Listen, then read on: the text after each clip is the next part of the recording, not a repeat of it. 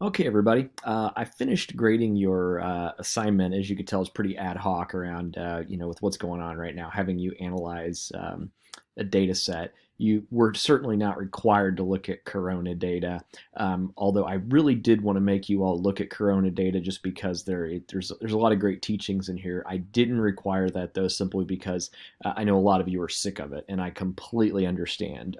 Frankly, I'm a little tired of it, too, as a data science person in healthcare.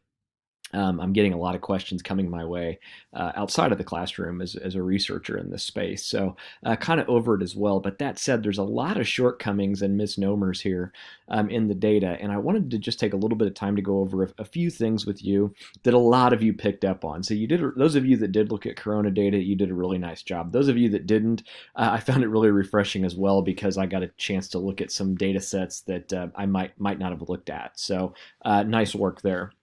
But just real quick, a few points here. So I'm on the Worldometers chart page that I shared with some of you as well. And I drilled down to the United States. Okay, so you can see right out of the gate they're showing the number of cases, the number of deaths, and those that are recovered.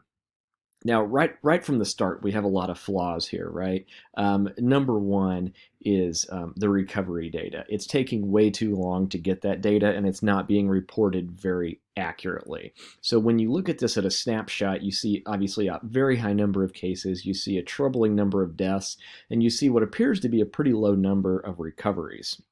So just the way they're stating that isn't overly positive, okay? And then as I drill down, I can look state by state, which is, depending on what state you reside in, may be uplifting, it may be troubling, right? The other problem with this is, if you'll notice, I've got this little box up here where I can flip back and forth and I can look at yesterday's data and I can look at now.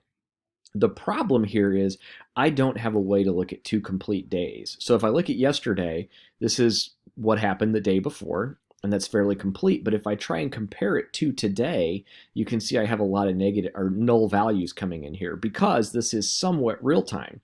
So unless you look at this at the same time every day, you're looking at a moving target. So what I have found is I'm going to scroll all the way down here, and we see I've got some charts that are a little depressing, blah, blah, blah. But here's what I've been looking at that helps a little bit, okay? So here you can see at the bottom, it tells me April 14th, I had roughly 30, almost 31,000 new cases and how many deaths. But then I've got these footnotes that's telling me how we're classifying deaths, okay? And this is where it's kind of the Wild West. Another flaw in the data is every state is going about this a little differently, okay?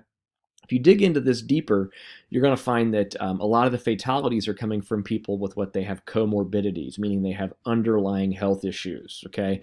People with severe respiratory issues, with lung issues, with severe cases of heart disease, hypertension, all of those things, okay? But here's the important thing to look at.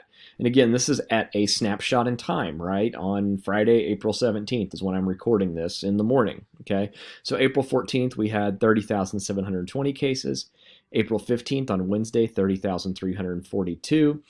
And then if I go up here, see if I can get this all in frame, April 16th, 29,000 cases and 2,174 deaths. Okay, so if you want a little silver lining, look, we're trending down. Okay, so that's certainly worthwhile, right? So I come down here, and this is where I get a little bit better picture of what's going on. Okay, next, if I go to the other chart, the GIS info chart, let me get this a little better in frame here. Okay. Boy, this is really gloom and doom, right? So I pull this up and I see, wow, total confirmed. I've got over 2 million, and then we can see US is right there at the top. What a lot of people don't know is I can then drill down. If I can click the US, okay, and then it's slightly out of frame, but down on the bottom here, down below, I've got a tab where I can drill down, and then it'll take me by city, or excuse me, by state.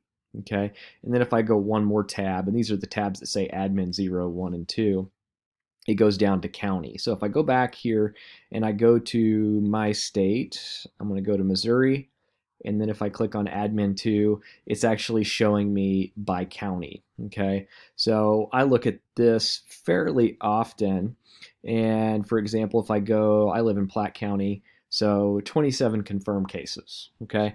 Again, recovery data is coming late on this, so that's where really begins to be a problem. Okay. So I'm going to go back and look at US here, and let me refresh this just a second here.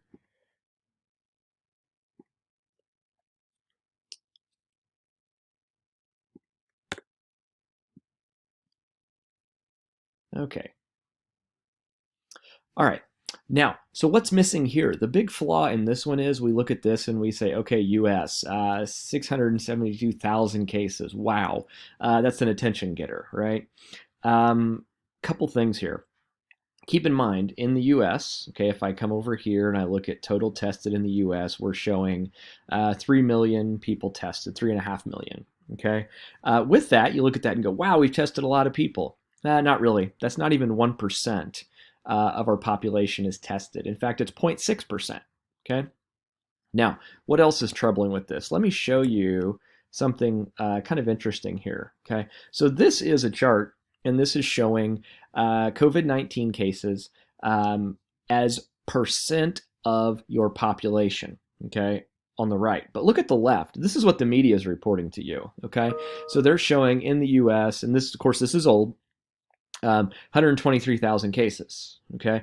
But when you put it as a percentage of the population, okay, come down here. We're 0.04% of the population. Now again, look at the date. It was March 28th, so this is going on 3 weeks old, okay? These numbers have shifted a little bit, but as a term of percentage of population, we're doing a lot better than a lot of people want to give us credit for. So again, both of these charts are accurate, but it's how we measure, right? Okay, last chart. This one I really enjoy when you look at kind of the gloom and doom, right? So if I look across the United States as a whole, according to this, we're past the peak, okay? And I would argue that's probably correct if what I showed you back here on this chart where we're trending down, okay? So that's good news, all right? Again, what I like about this is I can go by country, but then I can also drill down by state. So if you look across the country, United States as a whole, look here, a bed shortage of about 3,500 and an ICU bed shortage of over 7,000. And we're going to need about 14,000 ventilators, okay? But let's look at this. And of course, if you're not a Missouri resident, by all means, if you haven't already, check out your state. But here's where it's a little uplifting for us here in the Midwest, right? Looking like, and this has been moving, so they're saying April 28th is our peak. It was saying April 19th, so they have moved it a little bit, and they've also added in a range, right? So we could go as far as May 5th. But look over here. No bed shortage, no ICU bed shortage, roughly only 400 ventilators, okay? Now, scroll down, and at our peak, we're saying roughly 51 deaths on April 29th, okay? So come down a little more. They're saying we're looking at roughly 1,700 total deaths by August 4th when we kind of get to the end of this trailing off, okay?